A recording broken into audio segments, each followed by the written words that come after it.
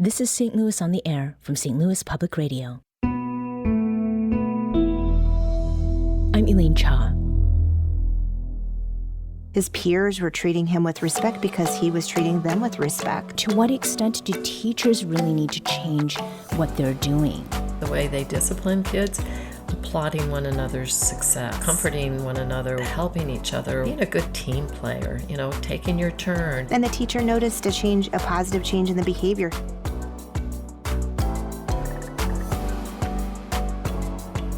If you've got children or an educator in your life, you know that classroom management doesn't happen just because there's a teacher, a code of conduct, and a couple inspirational or cautionary posters taped to the walls.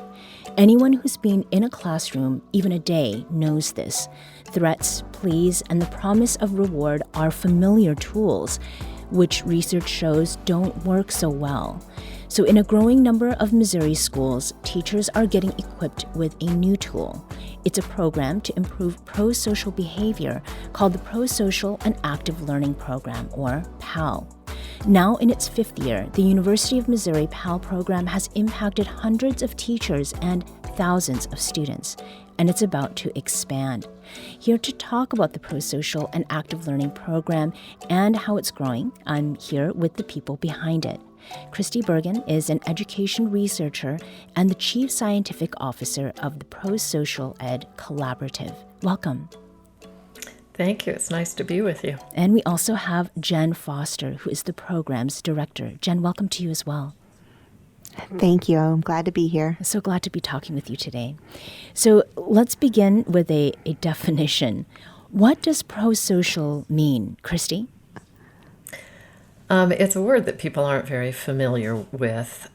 You can think of it as the opposite of antisocial or selfish behavior. Mm-hmm. It just means behavior that is intended to benefit others or promote harmonious relationships with other people. Mm-hmm. So it includes things like being helpful, being collaborative, being respectful, being supportive of others, and so on. And Jen, how long have you been familiar with this particular term and sort of the principles underlying it? I would say this is about my 7th year in working with prosocial education as far as using that specific term. Mm-hmm. But prior to that, there's been a lot of overlap between previous projects and concepts that have maybe not necessarily been named prosocial education, but have that familiarity. Mm-hmm. Now, the subject of classroom discipline, as we noted in the introduction, I mean, it is familiar to a lot of folks, whether they have teachers in their lives, whether they have kids.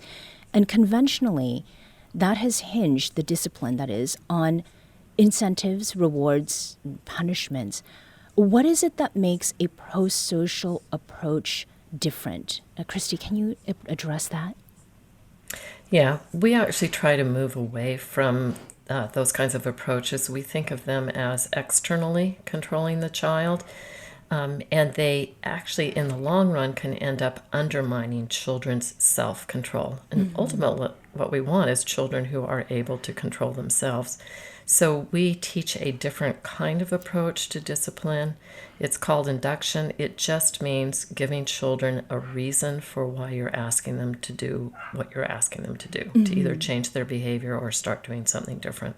And Christi, can you give us a concrete example of how the conventional approach looks next to what a prosocial approach would be? Sure. So a conventional approach might be, if you don't get back in your seat, I'm going to take a point away, or I'm going to give you a demerit or a red card or something. The inductive approach would be, you need to get back in your seat because you're disturbing your neighbors and they're trying to get their work done. Mm-hmm. No, go ahead, Jen? Yeah, I was just going to say that is where a lot of educators have found some success in explaining that why, and they did not necessarily have the term prosocial to attach to those successes. They were finding that they were struggling with having to keep up with the demerits or the red marks or taking points away from students. And so they didn't have that term prosocial to associate with providing that explanation, but they found success. So that's where I'd say I've been doing this for a while, and a lot of teachers naturally have found success in doing this. And what is it about having a term for something that could be regarded as being like commonsensical almost? How does that help an educator in the classroom? I think Having it helps that you common think about what you're doing. Oh, Go sure. ahead. Jen, first. Having that common vocabulary allows the educators to freely speak and share their thoughts and ideas on it because it's concrete, it's defined. Christi, what would you like to add to that? I think it helps you think about what you're doing more clearly as well. So when you can define something, you can recognize it. That's one of the reasons I like using the term prosocial. I was doing a keynote address with about 200 teachers in the room once, and I said, how many of you know this word? And one hand went up. So I said, how many of you know the word antisocial? And every hand went up. I think that's really important because it tells us what we're paying attention to, what we talk about. So I want us to pay attention to and talk about the positive behaviors in children as much, if not more, than we talk about the negative behaviors. So it is very much an orientation. Yes. Okay. I'd like to invite you into the conversation. What experiences have you had with classroom discipline? If you're a past or current teacher or have a school-age child in your life, does a prosocial approach seem like a productive one? Give us a call at 314-382-8255. That's 382-TALK. You can also send us a tweet at STL On Air or email us at talk@stlpr.org. One of the terms that many people are talking about is empathy, and there's so much that goes into that. How is it that empathy can be taught to students? Jen?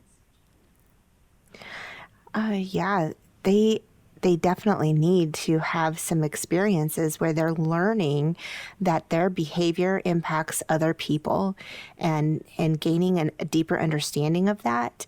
And I think whenever we're using these approaches, especially with inductive discipline, not only are we teaching them why we want them to behave the way we do and how to do that, but then also helping them to understand how their behavior really does impact other people. And that's a big piece of it. And that helps them to hone in that concept of empathy. Now, Christi, you've been studying classrooms for decades. And this program is based on your research from all that time rather than sort of jumping onto some trend about talking about empathy. What is it that first drew you to this work when you began? What drew me to it was that I would get questions like you just asked, Jen. How do you help children become more empathic? Or how do I help a child who doesn't have self-control? And the answer to both of those questions is the way you discipline a child, because it's in the discipline moment that you are teaching those skills to children and you're giving them the orientation of how my behavior affects other people is important. So when people ask me, how do you help a child develop more empathy, I would tell them. Over time, I had so many of those questions. I thought, I need to distill this research. We have 50 years of research on how to help promote these kinds of behaviors in students.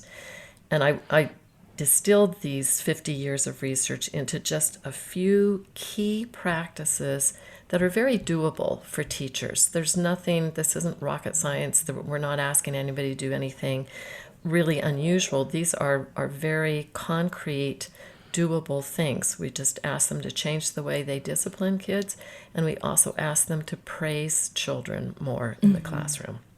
And insofar as the research itself goes, Christi, how have you conducted that? So generally what we do is work on changing the behavior of adults, and we've done this with parents as well as with teachers. So we work on changing the behavior of the adults, and then we measure what the outcomes are for the students. So our initial PAL project that is concluding has had phenomenal results that we're really excited about. Not only have we seen increased prosocial behavior among the students toward each other, better teacher-student relationships, we've also actually seen an increase in our MAP test scores, so our state standardized test scores. So the children are learning more because they're more engaged in their classrooms when they're more prosocial. And just to put a finer point on it, test scores were not the motivation for starting this research and this work around prosocial behavior? No, but it's a wonderful outgrowth of helping children become more prosocial. I feel like one of the most important gifts you can give a child is to help them become more prosocial, because it has so many benefits to the child. So they tend to be more engaged in the classroom. They're happier in the classroom. They feel well liked. They develop greater self-control. And the academic benefits that come from that are an indirect effect of their being more prosocial in the classroom. There's also benefits well beyond the classroom. Once they get into adulthood, there's benefits to being prosocial in physical health, having more stable employment, having happier marriages and families. In fact, the World Economic Forum has said that having prosocial behavior is one of the most important things to being successful in the uprising workforce as they're entering our global economy as workers. And this actually reminds me of some conversations we've had on the show about how we learn to be in our professional spaces as well. Jen, I think I heard you take in a couple of breaths there. Is there something you wanted to add? Yeah, I was just going to add that we also kind of approached this as how can we benefit teachers? Obviously, we want to make a positive impact on our students, but we are seeing tremendous issues in teacher recruitment and retention. And in looking at this, we're finding that when students are more prosocial in the classroom, then teachers are actually being able to engage in more challenging, more hands-on, more active learning experiences that are more engaging for those students. And it brings more fulfillment and enjoyment to the teaching process also, which is one of the major reasons why we even engaged in this. We had teachers that said, our students don't have the skills to get along in the classroom. And so doing those hands-on type projects are not successful. And so we decided to develop this project to address both. How can we help students become more prosocial, and how can we help teachers enjoy teaching more? And why is it that this prosocial and active learning program, which launched in 2018, that it focuses on training teachers? Jen? Yeah, so very much like what I was saying before, it helps the teachers to develop a skill set to be able to implement classroom management practices and these prosocial strategies that do help teach students how to get along, how to work well with others, how to develop empathy for others. And in doing all of those, we're seeing that they're able to increase in the types of hands-on activities that students are engaging in. When we see that engagement go up, then students' academic achievement goes up. So it's this whole circular process. Everything is, the more we implement these strategies, the better the classroom learning environment gets, and the happier and more effective teaching and learning is. We need to take a quick break, but we'll be back shortly to continue this conversation about being prosocial in the classroom. This is St. Louis on the Air on St. Louis Public Radio.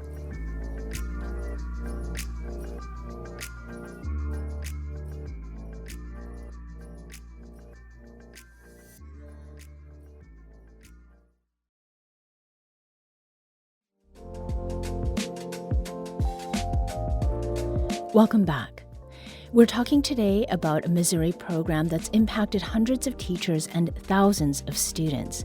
It's called the Prosocial and Active Learning, or PAL program, and I'm joined by two of its architects. Christi Bergin is the Chief Scientific Officer of the Prosocial Ed Collaborative, and Jen Foster is the program's director. Before the break, we were talking about why there is a focus on teachers in this training. And it would be great to get a bit of an overview of this program. Teachers are spending a year learning how to make their classrooms more prosocial. Jen, how is it that you go about doing that? So we engage the teachers in some professional learning experiences that are spread out throughout the year. We engage them in prosocial education so that they're experiencing it as they learn about it. And so they really begin to internalize what this looks like and feels like and how to apply it to their classrooms. Then we engage them in some really in-depth conversations where they're bringing real life situations that they're experiencing in their classrooms, and they're having conversations which help the teachers to see that they're not alone in some of the challenges they're facing, and that we can all work together to try and help them address how to approach some of these behavioral issues that they're encountering. Mm-hmm. And speaking of what teachers were experiencing, we heard from one teacher in the program. Kimberly Greenlee is a teacher at Trojan Intermediate School in Potosi. She sent us a voice memo and talked about one lesson that made a difference in her classroom. There is a section that we had learned about the cycle of prosocial active learning engagement. And what that said was, if a student feels supported, if a teacher feels supported, there will be positive relationships that'll be built. When there's positive relationships, there's happier students, there's happier teachers, and with that comes that engaged learning environment. As I was teaching last year and I would have that cycle up on the board, or there would be times we would go back to that, I would simply say, I'm not feeling supported right now, and the students knew what that meant. When I said that, everybody would get their act together. They wanted to support their teacher. They wanted to support their other classmates. That was teacher Kimberly Greenlee sharing her reflections on the PAL program from the Trojan Intermediate School in Potosi. Christi, Kimberly made this point about support. What does it mean to get teachers and students to feel supported? So what we're looking for, those prosocial behaviors are things like applauding one another's success, comforting one another when they're upset, helping each other with schoolwork when it's appropriate, collaborating effectively, being a good team player, taking your turn, and being respectful towards one another and respectful towards your teacher. This respect piece is really important. There's been a study done by the U.S. Department of Education looking at student behavior across the nation, and they found that there has been a rising tide of disrespectful behavior, even to the point of verbal abuse towards teachers in some cases, over the last 2 decades prior to the pandemic. So some people think that we've seen a lot of deterioration behavior since the pandemic, but actually we've been tracking it for a good solid 30 years now. Mm-hmm. I had mentioned earlier that prosocial behavior may seem like common sense. I have a hard time imagining that there would be pushback against this approach. But insofar as teachers are concerned, to what extent do teachers really need to change what they're doing? Christi? We focus on 2 powerhouse strategies. So one is to change that discipline, to try to get rid of the strong external controls of children and discipline them in a way that helps them learn to be self-controlling. And we focus on trying to increase our praise to reprimand ratio. Again, this pertains to parents as well as teachers, but we often, as adults, find ourselves focusing on catching the kids doing something wrong and correcting them. and not so much focusing on catching them doing something really kind or helpful towards one another and praising them for that. So in an average classroom, we see maybe a ratio of 1 praise to 4 to maybe 9 reprimands, and we're trying to move that closer to a 1-to-1 ratio. When that happens, we see a remarkable turnaround in the climate of the classroom. Kids are happier, teachers are happier, everyone's recognizing one another's kindnesses, and it just becomes a really lovely place to be for everybody. Now, Jen, you are teaching teachers in this program, but there are things that teachers don't control, like the size of their class or the number of aides they have, if any, and then other things that pertain to resources and supplies, availability of different assets. To what extent is making these changes a school problem, not just a student problem, or one that teachers should be shouldering the burden of changing? Well, one of the amazing things about the prosocial education approach is that you don't require extra resources. There's no extrinsic rewards that were being offered, so you're not having to give tokens or tickets or candy out frequently to try and use to bribe students into complying with what you're asking them to do. Instead, we're acknowledging whenever they do what they're supposed to, you're praising them, and so that is helpful. And I think that in the context of the school is helping administrators to examine some of their policies that they're implementing, some of the practices that are being implemented across the entire school building or classrooms, as far as trying to recognize that. Focusing more on a verbal praise or a pat on the back, as opposed to trying to so heavily reward student behavior with actual, extra recess or points or pizza parties or those are used to extrinsically motivate students. And we're trying to help them build that internal motivation to do what's right because it's the right thing to do. Mm-hmm.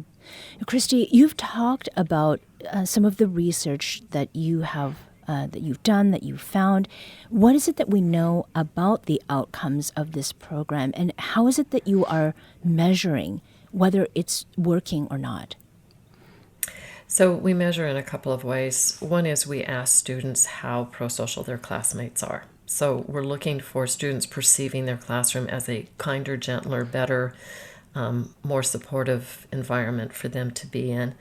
We also ask both teachers and students about their relationships, student-to-student relationship and student-to-teacher relationship. And then we are looking at teachers' feelings of stress and burnout and job satisfaction in their position as a teacher as well. Mm-hmm. In this program, I do want to add one thing. As Jen was talking, I was thinking about this, that while schools, it's ideal if whole schools are on the same page with using prosocial education in the classrooms, but even a lone teacher doing it in their own classroom can make a difference, and we have seen measurable differences when just one teacher in a building decides to do it in her classroom. Mm-hmm. Now, the program has already impacted thousands of students in Missouri, as well as Kansas and Arkansas, and it's now expanding to even more schools in Missouri and the Midwest. Christi, what will that look like? Well, we are going to invite middle schools across the Midwest who are interested in creating a more positive classroom experience for their students to join us, and we are not limited to any particular state. Those are the states that we will invite and begin with, but actually any middle schools in the Midwest are welcome to join us. Mm-hmm. And what are your expectations for the next 5 years, Christi? Our expectations are that we are going to create really positive, upbeat classrooms across the Midwest for our middle school children and their teachers. And Jen, to the same question to you, and maybe if there's something that someone has said to you, whether that is a teacher or something that you've heard from a student, perhaps, about why prosocial ed, it has been helpful. What is it that you hope to see more of in the next 5 years or so? I'm really hopeful that we can restore some passion to and compassion to teaching. I had a teacher, a sixth grade teacher, that told me she had a parent bring her sixth grade student to her during open house just days before school started and said, "He's all yours. I can't control him at home, and I can't help you at school. He's just, his behavior is out of control." And the teacher was at a loss for what to do. The first couple of weeks of school were atrocious. He was name calling the teacher and the fellow students, just taking things that he wanted away from other kids, their seats, their pencils, whatever he wanted, he just took it at will. Come to find out, he was treating his siblings at home the same way as well as his mom, and it was a pretty sad situation. And the teacher was feeling hopeless, and it just so happened that this coincided with the beginning of her work in prosocial education. So she decided, you know what, I don't know what else to do, so I'm going to try it. She tried this, and at the end of October, during parent-teacher conferences, the mom came back and told this teacher, "I don't know what you have done with my child. He is a completely different kid. He's kind. He treats us with respect. He even helps around the house without us even having to ask him to," which was a drastic change in his behavior. And the teacher noticed a positive change in the behavior. His peers were treating him with respect because he was treating them with respect in the classroom as well. And so in just a few short months, his behavior had changed. And the teacher told me a couple of weeks after the parent-teacher conferences happened, she was telling me the story, and she showed me she had already written her letter of resignation and was planning to resign and leave the teaching profession over the winter break and not return for the spring semester. And she said, after engaging in this and seeing this kind of positive change and impact that I've been able to have on this young man, I have restored my hope and my faith in teaching, and I want to continue. And this was at the beginning of the school year last year, and she is still teaching, still very excited and engaging in using prosocial education. And I feel like this is something that a lot of teachers need because they're experiencing that same sense of hopelessness. Mm-hmm. Thank you both for joining the show today. Thank you, Elaine. Thank you. Thank you. This episode was produced by Danny Wissentowski. Audio engineering and podcast design by Aaron Dorr. Our executive producer is Alex Hoyer. St. Louis on the Air is a production of St. Louis Public Radio. Understanding starts here. St. Louis on the Air proudly supports local artists by using music from Life Creative Group. Do you find yourself regularly listening to episodes of St. Louis on the Air? Suggest us to a friend you think might enjoy our conversations, and leave us a review and rating on Apple Podcasts on the App Store. It's the simplest way to help people discover our show. Thank you. St. Louis Public Radio is a member-supported service of the University of Missouri St. Louis.